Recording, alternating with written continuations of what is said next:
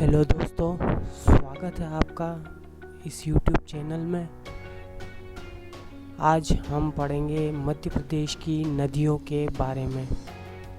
मध्य प्रदेश में दोस्तों पूरे हिंदुस्तान की सबसे ज़्यादा नदियाँ बहती हैं। पूरे हिंदुस्तान की सबसे ज़्यादा नदियाँ मध्य प्रदेश में ही बहती हैं। तो सारी नदियों को हम डिटेल बाय डिटेल अच्छे से जानेंगे, पढ़ेंगे उनके बारे में, और ऐसा पढ़ेंगे कि आप शायद ही आगे उनके बारे में कभी भूल सकें। So let's start. सबसे पहले पढ़ते हैं हम मध्य प्रदेश की नदियाँ। दोस्तों मध्य प्रदेश में छोटी और बड़ी नदियों को मिलाकर कुल लगभग 207 नदियाँ बहती है। कोई फैक्ट नहीं है इसमें। 207 नदियाँ टोटल मध्य प्रदेश में बहती है। इसी कारण मध्य प्रदेश को क्या कहा जाता है? नदियों का मायका कहा जाता है। कारण एक ही है दोस्तों, ढेर सारी नदियाँ निकल रही है। नदियों को लगभग सारी नदियों को फीमेल की कैटेगरी में रखा जाता है। सारी फीमेल अगर यहाँ से निकलेगी तो यहाँ तो उनका घर हो गया, और जहाँ उनका घर वहाँ उनका मायका। सीधी सी बात है। मध्य प्रदेश को नदियों का मायका कहा जाता है। क्यों कहा जाता है? क्योंकि भारतवर्ष की सबसे ज़्यादा नदियाँ मध्य प्रदेश में प्रवाहित होती है, मध्य प्रदेश से प्रवाहित होती है। हिंदुस्तान में पूरे विश्व की सबसे ज़्यादा नदियाँ बहती है, और मध्य प्रदेश में हिंदुस्तान की सबसे ज़्यादा नदियाँ बहती है। इसीलिए मध्य प्रदेश को नदियों का मायका कहा जाता है। विश्व में सबसे ज़्यादा नदियाँ भारत में प्रवाहित होती है, और मध्य प्रदेश में देश की सबसे ज़्यादा नदियाँ प्रवाहित होती है। मध्य प्रदेश की नदियों को प्रायद्वीपीय नदियाँ कहते हैं। क्यों कहते हैं? कारण तो होगा। चलिए कारण देखते हैं हम। मध्य प्रदेश की नदियों को प्रायद्वीपीय नदियाँ क्यों कहा जाता है? ये देखिए दोस्तों, ये है हमारे हिंदुस्तान का नक्शा। अब इसमें अगर हिंदुस्तान को हम देखें तो ये जो हमारा हिंदुस्तान है, ये तीन ओर से समुद्र से ढका हुआ है, जिसको हम बोलते हैं हिंद महासागर। हिंद महासागर से तीन ओर से हमारा हिंदुस्तान जो है ढका है। और जब कोई भी देश तीन ओर से समुद्र से घिरा हुआ हो तो उसको प्रायद्वीपीय देश कहते हैं। तो हिंदुस्तान अगर पूरा प्रायद्वीपीय है तो मध्य प्रदेश में बहने वाली नदियाँ सारी प्रायद्वीपीय ही कहलाएंगी। कॉन्सेप्ट क्लियर दोस्तों? फिर मध्य प्रदेश में आगे मध्य प्रदेश की प्रमुख नदियाँ नर्मदा, चंबल, ताप्ती, सोन, बेतवा, तवा, शिप्रा, पेनगंगा, केन, सिंध, काली सिंध और ऐसी अनेकों नदियाँ हैं जो मध्य प्रदेश से प्रवाहित होकर मध्य प्रदेश के बाहर और कभी कभी तो भारत के बाहर तक चली जाती है। नदियों के बारे में ब्रीफ में देखते हैं, और सबसे पहले हम नर्मदा के बारे में पढ़ते हैं। तो नर्मदा के बारे में डिटेल में पढ़ते हैं। जितने भी सवाल है दोस्तों सारे क्लियर हो जाएंगे यहाँ पे। लगभग जो भी एग्ज़ाम में आता है, एग्ज़ाम रिलेटेड जितना भी डाटा होगा वो सब यहाँ पे क्लियर होगा, और हम इस तरह से क्लियर करके चलेंगे कि इसको भूले ही नहीं। पहला पॉइंट लेते हैं हम। उद्गम स्थल। नर्मदा मैया का उद्गम अनूपपुर जिले के मेकल पर्वत श्रेणी के अमरकंटक में नर्मदा कुंड से होता है। पहले मैप पे देखते हैं। मैप में दोस्तों एक बहुत ही प्यारी चीज़ है आपके लिए। इसका स्क्रीनशॉट आप लेना चाहें तो ले लीजिएगा जब भी आपको ठीक लगे। इसमें ये बात एक मैंने बहुत अच्छी बनाई है कि यहाँ नदियों की डायरेक्शन दे दी है मैंने, कौन सी नदी किस साइड, उसका बहाव क्षेत्र किस साइड है। यहाँ मैंने दिशा निर्देशन भी कर दिया है, जिससे आपको पता चलेगा कि पूरब किस साइड है, पश्चिम किस साइड है, उत्तर किस साइड है, दक्षिण किस साइड है। उससे आपको थोड़ी नॉलेज अच्छी रहेगी। नर्मदा देखते हैं हम। तो यहाँ से दोस्तों ये है हमारा नर्मदा का उद्गम स्थल, जहाँ नर्मदा कुंड है। नर्मदा यहाँ से निकलकर मध्य प्रदेश से होते हुए अपना जो रूट है वो मध्य प्रदेश में घूमते हुए महाराष्ट्र में इंटर करती है। महाराष्ट्र के बाद वो चली जाती है गुजरात में, और गुजरात से होते हुए भरूच के पास जाकर अरब सागर में जाकर गिर जाती है। हमारे भारत में दो खाड़ियाँ हैं, एक बंगाल की खाड़ी जो पूरब दिशा में है, दूसरी है अरब की खाड़ी जो पश्चिम दिशा में है। तो पश्चिम दिशा में बहने वाली सारी नदियाँ जाके कहाँ गिरेगी, कम ऑन, कहाँ गिरेगी, अरब की खाड़ी में, राइट, अरब की खाड़ी में जाके गिरेगी। और जो नदियाँ पूरब की ओर बहती है, जिनका बहाव क्षेत्र पूरब की ओर है, वो सारी कहाँ जाके गिरेगी, बंगाल की खाड़ी में। वेरी गुड, बंगाल की खाड़ी में जाके गिरेगी। तो यहाँ ये हमारे मध्य प्रदेश की सारी नदियाँ इसमें दी हुई है। किस नदी का क्या नाम है, किस नदी, कौन सी नदी किस नदी में जाके मिलती है, उसका बहाव क्षेत्र कैसा है, किधर किस साइड जाती है, वो सारी नॉलेज आपको यहाँ से मिल जाएगी। तो आप इसका स्क्रीनशॉट लेके रिमाइंड करते रहिएगा, इससे आपको पढ़ने में आसानी होगी। नर्मदा हम देखते हैं, नर्मदा अमरकंटक के मेकल पर्वत से नर्मदा कुंड अनूपपुर में जो है, वहाँ से निकलते हुए ये अपने सारे काम करते हुए मध्य प्रदेश से महाराष्ट्र में होकर गुजरात में चले जाती है। वो गुजरात में जाकर कहाँ गिरती है दोस्तों, अरब की खाड़ी में। वेरी गुड, अरब की खाड़ी में। नर्मदा कहाँ से निकलती है, अनूपपुर ज़िले से। नर्मदा कहाँ से निकलती है, अनूपपुर ज़िले के नर्मदा कुंड जो मेकल पर्वत की श्रेणी पर स्थित है, वहाँ से निकलती है और गुजरात में भरूच नामक जगह पे वो अरब सागर में जाकर गिर जाती है। तो मध्य प्रदेश से निकली हुई नर्मदा कहाँ होती हुई जाती है, मध्य प्रदेश से निकली नर्मदा मध्य प्रदेश होते हुए महाराष्ट्र के बाद गुजरात में जाती है और गुजरात के भरूच नामक इलाके से अरब की खाड़ी में गिर जाती है। यही इसका पूरा डायरेक्शन होता है। ठीक है दोस्तों, अंत खंबात की खाड़ी गुजरात के भरूच के पास गिरती है। ठीक है, अगला, नर्मदा नदी को उत्तरी तथा दक्षिणी दो भागों में विभाजित, नर्मदा नदी भारत को उत्तरी और दक्षिणी दो भागों में विभाजित करती है। कैसे करती है दोस्तों, वो भी देखते हैं हम। ये है हमारा इंडिया, ये वाला मैप देखते हैं। इसमें ध्यान से देखिए दोस्तों, यहाँ अगर भारत को दो हिस्सों में बांट दूँ मैं और ऊपर वाला हिस्सा उत्तरी छोर, नीचे वाला दक्षिणी छोर हो जाए, तो आप देख ही सकते हैं कि भारत यहाँ दो भागों में बढ़ गया है। इन्हीं दोनों भागों के कारण नर्मदा जो है हमारे इंडिया को दो पार्ट में डिवाइड करती है, एक उत्तरी भाग, दूसरा दक्षिणी भाग। नर्मदा नदी की सबसे ज़्यादा सहायक नदियाँ होती हैं।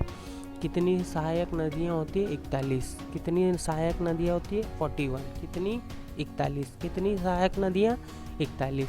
इसमें दाईं ओर से आकर मिलने वाली 19 नदियाँ हैं और बाईं ओर से आकर मिलने वाली 22 नदियाँ हैं।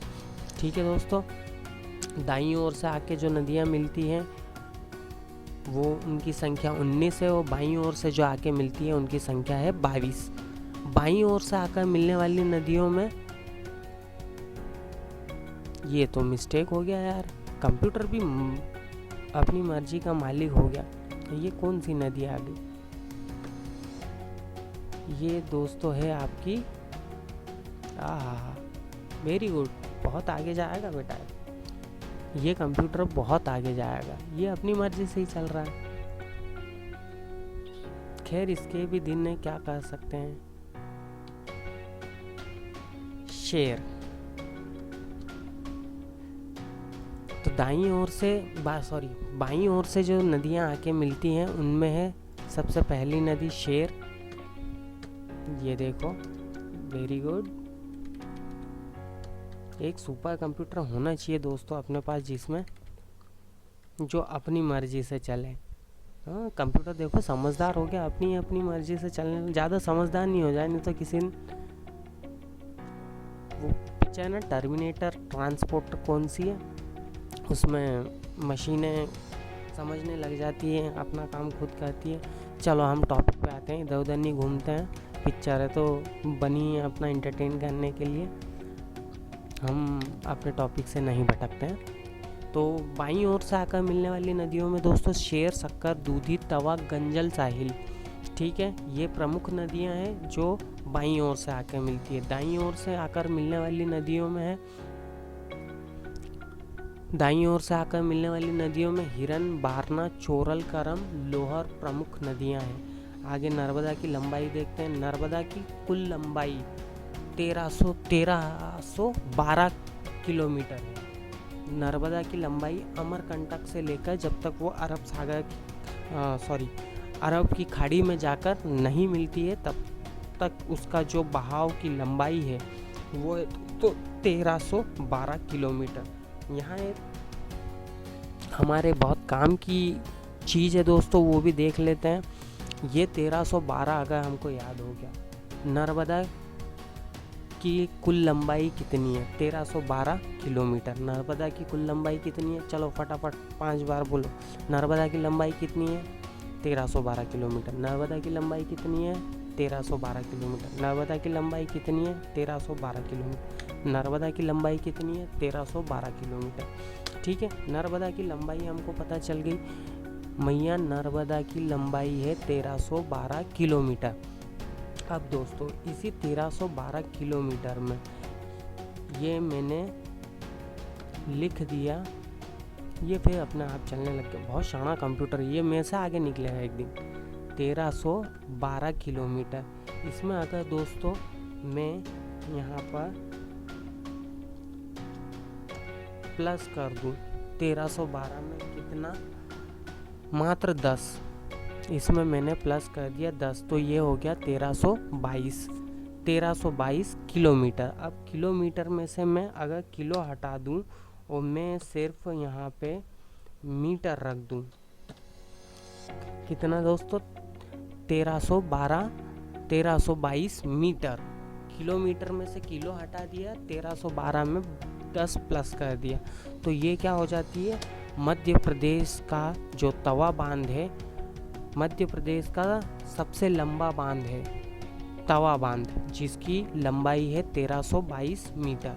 याद रहेगा दोस्तों। वैसे हम तवा नदी के बारे में जब पढ़ेंगे तो उसके बांध के बारे में भी पढ़ेंगे, तब उसको और अच्छे से समझेंगे। पर ये याद रखना, सबसे पहले हमारी गिनती में क्या आता है?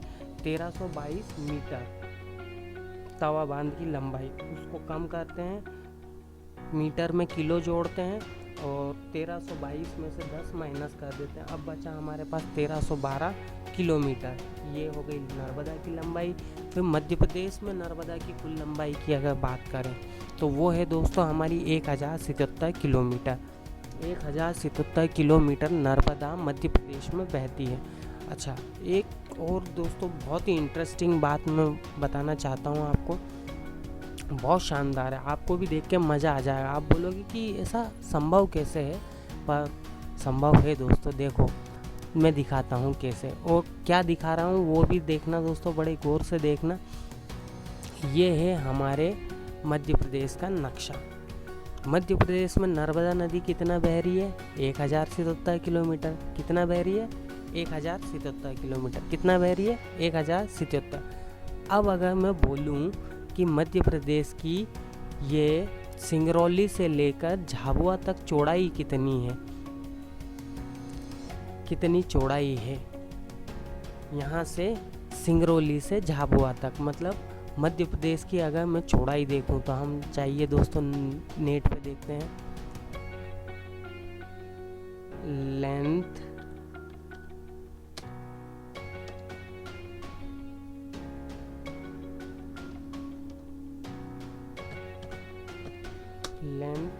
ऑफ एमपी इंटर, ये है 865 किलोमीटर।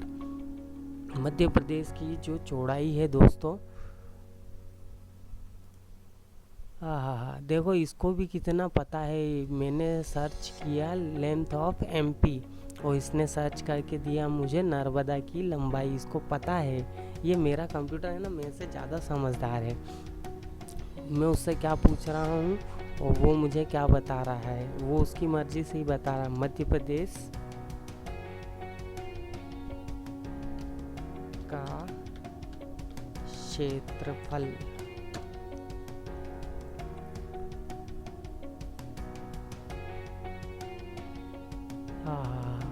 वाह रे मेरे गूगल सर्च, तू मेरे को लंबाई या चौड़ाई मत बताना इसकी, बाकी सब बता दे।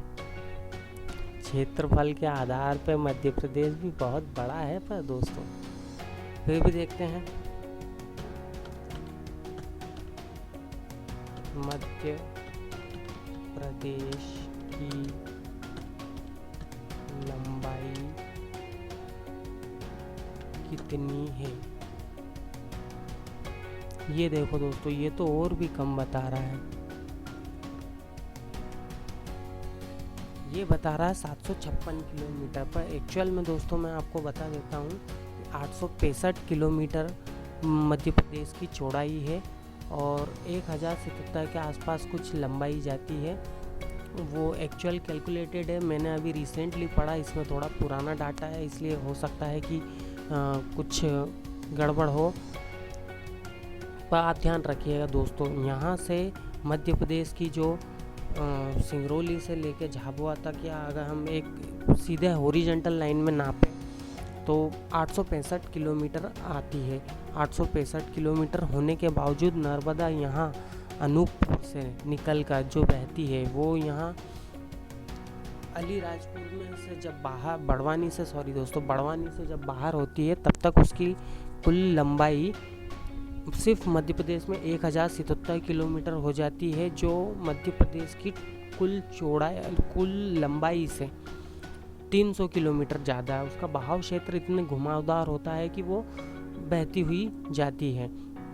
ये देखा, यहाँ भी आपको देखने को मिला। नदियाँ सारी दोस्तों थोड़ा घूमते फिरते नदियाँ हैं, लेडीज़ की गिनती में आती है तो वो घूमते फिरते ही जाती है। किस्मत में लिखा है दोस्तों उनकी ऐश करना, घूमते फिरते हुए जाना। लड़का रहता है सीधे सीधे घर जाता है, सीधे सीधे वापस आ जाता है, क्या करें। पर शायद लड़का भी सीधे सीधे कहाँ घर आता है। आजकल तो सभी खतरनाक है। टॉपिक से भटक बहुत जल्दी जाता हूँ। वापस आते हैं टॉपिक पे। मध्य प्रदेश में नर्मदा की कुल लंबाई 1077 किलोमीटर। याद रहेगा दोस्तों, मध्य प्रदेश में नर्मदा की लंबाई 1077 किलोमीटर। मध्य प्रदेश में नर्मदा की कुल लंबाई 1077 किलोमीटर। कुल लंबाई नर्मदा की 1312 किलोमीटर। तवा बांध की लंबाई 1322 मीटर। कितनी है? 1322 मीटर तवा बांध की लंबाई। नर्मदा की लंबाई 1312 किलोमीटर। मध्य प्रदेश में नर्मदा की लंबाई 1077 किलोमीटर। अब नर्मदा का हम देखते हैं एरिया कौन से स्टेट में कितना कवर करती है। तो मध्य प्रदेश में नर्मदा लगभग 89.9% बहती है। बची कुची महाराष्ट्र में थोड़ा बहुत 2.7% बहती है और गुजरात में 8.5%। अब यहाँ देखो दोस्तों, मध्य प्रदेश में ये लगभग 90% पूरा बहती है। तो मध्य प्रदेश की जो इकोनॉमी है, या यूँ कह लें कि जितना भी पीने का पानी मध्य प्रदेश को मुहैया होता है उसमें से एक बहुत बड़ा परसेंटेज नर्मदा नदी से मिलता है। तो मध्य प्रदेश और गुजरात के लिए नर्मदा जो है उनकी जीवन रेखा का काम करती है। यहाँ पे बहुत सारे काम नर्मदा के थ्रू होते हैं। जैसे हम नर्मदा के जो डैम बने हैं, डैम प्रोजेक्ट से हम बिजली बनाते हैं और भी कई सारे काम हैं। पानी पीने के काम आता है बहुत सारे। अभी आप नर्मदा के किनारे जो शहर बसे हैं उनमें देखेंगे नर्मदा की लाइन हर जगह अवेलेबल है। और अगर इंदौर की बात करें, स्वच्छता में अभी नंबर 1 है। इंदौर में लगभग हर घर में नर्मदा की लाइन पहुंच चुकी है पानी की, और जो कुछ बचे हुए हैं उनमें भी जल्दी से जल्दी पहुंच जाएगी। सरकार उस पर अच्छा काम कर रही है। तो बताने का मीनिंग ये है दोस्तों कि कोई भी नदी अगर किसी भी क्षेत्र में ज़्यादा बह रही है और उसका बहाव अच्छा है तो उस पर बहुत सारे प्रोजेक्ट बनते हैं जिससे वहाँ की आर्थिक स्थिति बहुत ज़्यादा सुधर जाती है। तो नर्मदा मध्य प्रदेश और गुजरात दोनों की जीवन रेखा कहलाती है। क्वेश्चन आए तो ध्यान रखना दोस्तों। महाराष्ट्र में ये बहुत कम बहती है, इसलिए महाराष्ट्र में उस पर ज़्यादा प्रोजेक्ट है नहीं। फिर आगे बढ़ते हैं। नर्मदा का अप्रवाह क्षेत्र 53,180 वर्ग किलोमीटर है। ये प्रवाह क्षेत्र है, बहुत कम पूछा जाता है, पर फिर भी आप ध्यान रखिएगा 53,180 किलोमीटर। नर्मदा पे जब बने जलप्रपात, वाटरफॉल्स, वाटरफॉल तो दोस्तों कौन किसको घूमना अच्छा नहीं लगता। मतलब पहली बरसात हुई नहीं कि निकल लो बस वाटरफॉल्स देखने चले जाओ। अलग ही मौसम होता है वहाँ पे, इधर से पानी गिर रहा है, उधर से गिर रहा है, ऊपर से नीचे, खाइयों में ज़्यादा गिरता है, ज़्यादा ऊंचाई से गिरता है तो बड़ा मज़ा आता है। और फिर सबसे ऊंचे की अगर बात करें हम तो मध्य प्रदेश का सबसे ऊंचा वाटरफॉल कहाँ है? चचाई जलप्रपात दोस्तों मध्य प्रदेश का सबसे ऊंचा वाटरफॉल है। जब हम आगे पढ़ेंगे तो चचाई के बारे में भी, चचाई नाम ही क्या शानदार रखा है चचाई, ये पढ़ेंगे दोस्तों इसके बारे में भी, किसने रखा इसका नाम चचाई ये ज़रूर पता लगाएंगे। पर अभी हम नर्मदा के बारे में पढ़ते हैं। नर्मदा पर बने जलप्रपात मतलब वाटरफॉल दोस्तों। तो सबसे पहला जो आता है ये नर्मदा जहाँ से शुरू होती है अनूपपुर से। अनूपपुर मेकल पर्वत श्रेणी पर नर्मदा कुंड से जब नर्मदा निकलती है तो सिर्फ 8 किलोमीटर की दूरी तय करने के बाद कपिलधारा, 8 से 10 किलोमीटर की दूरी तय करने के बाद कपिलधारा पहला वाटरफॉल आता है। उसके बाद आता है दोस्तों दुग्धधारा, ये दोनों ही अमरकंटक में है और 18 किलोमीटर की रेंज के अंदर है अमरकंटक की। उसके बाद आता है दोस्तों धुआंधार जलप्रपात जो भेड़ाघाट में स्थित है। सहस्त्रधारा जलप्रपात महेश्वर में स्थित है। उसके बाद दर्दी बड़वाह में और मांधार पश्चिम निमाड़ में, ये मध्य प्रदेश के जलप्रपात। गुजरात में इस पे जो डैम बने हुए हैं उनके बारे में भी हम आगे देखेंगे। फिर अब दोस्तों देखते हैं नर्मदा के अन्य नामों के बारे में। नर्मदा के भी अलग अलग कई नाम हैं, जैसे मेकलसुता, रेवा, ये भांकरी कहाँ से हो गया रे कंप्यूटर, तू चल ले, तू ही सब कुछ बता दिया था, मेरे से बोलते ही क्यों है कुछ करने को। शंकरी को भंकरी कर दिया इसने, गधेड़ा कहीं का, अकल नहीं है, 2 कौड़ी की अकल नहीं है इसमें गधे में। मेकलसुता दोस्तों सबसे पहला नाम नर्मदा का मेकलसुता इसलिए बोला जाता है नर्मदा को क्योंकि नर्मदा के जो पिताजी थे वो, उनका नाम था राजा मेखल। तो मेखल की पुत्री होने के बावजूद होने की वजह से इनको मेकलसुता बोला गया। मेकलसुता या फिर मेकल पर्वत से निकलती है, इसलिए भी आप ये भी याद रख सकते हो कि मेकल पर्वत से निकलती है, इसलिए मेकलसुता भी बोला जाता है। रेवा दोस्तों जब ऋषि मुनियों वाला दौर था उस टाइम पे नर्मदा जो बहती थी, आसपास में जंगल बहुत ज़्यादा थे, नर्मदा के पास किसी का पहुंचना भी बहुत मुश्किल था। उस टाइम पे पुराने जो ऋषि मुनि थे उन्होंने नर्मदा के किनारे वो तपस्या करते थे। गंगा तक अगर नहीं पहुंच पाते तो वो नर्मदा के किनारे तपस्या करते थे। उन्होंने नाम दिया था इसको रेवा, और इसलिए भी इसको रेवा कहा जाता है। नर्मदा को रेवा इसलिए भी कहा जाता है। हमारा जो स्कंद पुराण है दोस्तों, स्कंद पुराण में एक सेशन है, रेवा नाम है उसका, और नर्मदा नदी के ऊपर है वो पूरा सेशन। वो पाठ जो है नर्मदा नदी के ऊपर पूरा है, उस पाठ को रेवा बोलते हैं। स्कंद पुराण में नर्मदा नदी के ऊपर जो सारी डिटेल दी हुई है वो रेवा वाले सेशन में दी हुई है, इसलिए भी इसको रेवा कहा जाता है। उसके बाद शंकरी इसलिए का इसको शंकर की पुत्री भी कहा जाता है। पुत्री इसलिए कहा जाता है कि एक बार ऐसी पुरानी कहानियाँ प्रचलन में है कि शंकर भगवान के एक बूंद पसीने से नर्मदा मैया का जन्म हुआ, इसलिए इसको शंकरी भी कहा जाता है। नामोदोस एक पुराने व्यक्ति बहुत महान रहे हैं जिनका नाम था टॉलमेन। उन्होंने नाम दिया था नर्मदा को नामोदोस। उसके बाद सोमो देवी की भी लिए भी बहुत कहानियाँ प्रचलन में, कहानियाँ सुनाऊंगा दोस्तों, बहुत सारी निकल जाएगी, पता नहीं कौन कौन सी निकल जाएगी, इसलिए कहानियों को यहीं छोड़ते हैं। नाम पे हम फोकस करते हैं तो नर्मदा के अन्य नाम मेकलसुता, रेवा, शंकरी, नामोदेशी और सोमोदेवी। ठीक है, आगे पढ़ते हैं। मध्य प्रदेश से होकर महाराष्ट्र से में फिर गुजरात में खंबात की खाड़ी भरूच में जाती है, इसलिए मध्य प्रदेश व गुजरात की जीवन रेखा भी कहलाती है। यह पश्चिम की ओर बहने वाली भारत की सबसे बड़ी नदी है। ध्यान रखना दोस्तों, पश्चिम की ओर बहने वाली भारत की सबसे बड़ी नदी है।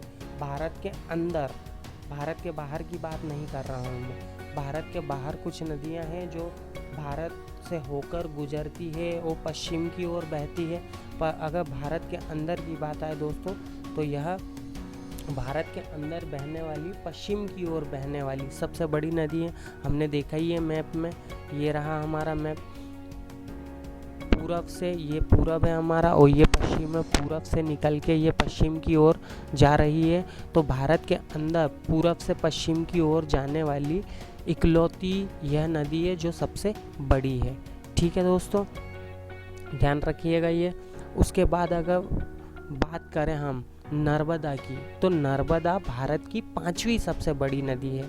हम एक बार सीरीज़ देख लेते हैं। नर्मदा 5वीं बड़ी नदी कैसे है।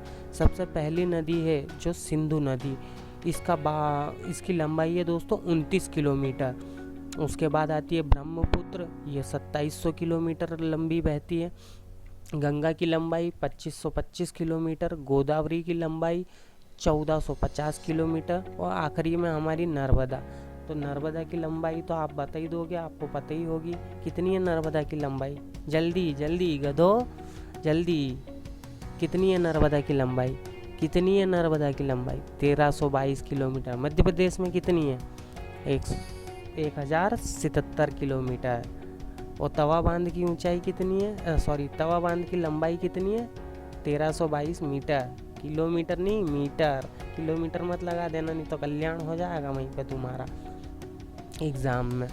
1322 मीटर तवा बांध की लंबाई। ठीक है दोस्तों, आगे बढ़े हम। अच्छा, मध्य प्रदेश की चौड़ाई पढ़ के खुद पता लगा लेना, वो नेट तो पता नहीं क्या अलग अलग चल रहा है। नर्मदा, ये लो शहडोल को बारडोल कर दिया, बहुत आगे जाएगा रे कंप्यूटर तू। शहडोल, नर्मदा नदी शहडोल, मंडला, जबलपुर, नरसिंहपुर, होशंगाबाद, खंडवा तथा खरगोन जिले से होकर बहती है। ठीक है दोस्तों, ये इसके बहने का क्षेत्र है। टोटल बहुत सारे ज़िले हैं, वो उनके बारे में हम नेक्स्ट पार्ट में और डिटेलिंग में देखेंगे। इसके बाद जो डाटा है वो वीडियो लंबी ना हो, इसलिए मैं अभी उसको करेक्शन नहीं कर पाऊँगा। इस वीडियो का नेक्स्ट पार्ट हम ज़रूर निकालेंगे, उसके लिए कुछ समय इंतज़ार करना पड़ेगा। इसके आगे के जो भी टॉपिक्स है वो हम और ब्रीफ में उसी वीडियो में पढ़ेंगे।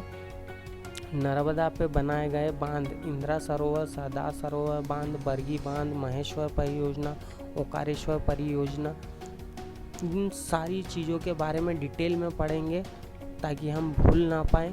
और आगे का जो डाटा है इसको भी ब्रीफ में देखेंगे, डिटेल में अच्छे से देखेंगे। तब तक के लिए दोस्तों इतना आप रिवाइज़ करिए, वीडियो को 2-2, 3-3 बार, जितनी बार भी आपको ठीक लगे उसको देखते रहिए। इस वीडियो को आप 5-7 बार देखोगे तो इसमें जो भी मैंने बताया वो आपको ऐसे ही रटा जाएगा। आपको 90% क्वेश्चन नर्मदा से रिलेटेड जो भी रहेंगे वो क्लियर हो जाएंगे, लगभग 90%। इस वीडियो को, ज़्यादा लंबा वीडियो है भी नहीं, इस वीडियो को बस ब्रीफ में देख लेना। बाकी इसके दूसरे पार्ट में हम कुछ रिवाइज़ भी करेंगे और आगे की जो नदियाँ हमारी जो बची हैं उन सब के बारे में भी डिटेल में पढ़ेंगे हम।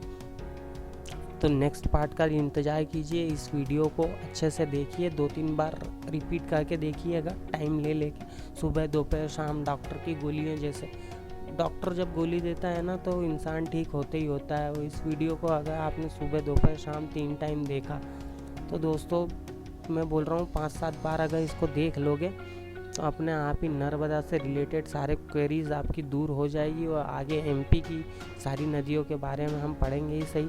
तो दोस्तों इंतज़ार कीजिए नए वीडियो का। नए वीडियो में फिर हम मिलते हैं और मिलकर चर्चा करेंगे मध्य प्रदेश की बाकी बची सारी नदियों के बारे में। ठीक है दोस्तों, तब तक के लिए बाय बाय। अपना ध्यान रखना और मेरी वीडियो को सपोर्ट करते रहना। थैंक यू दोस्तों।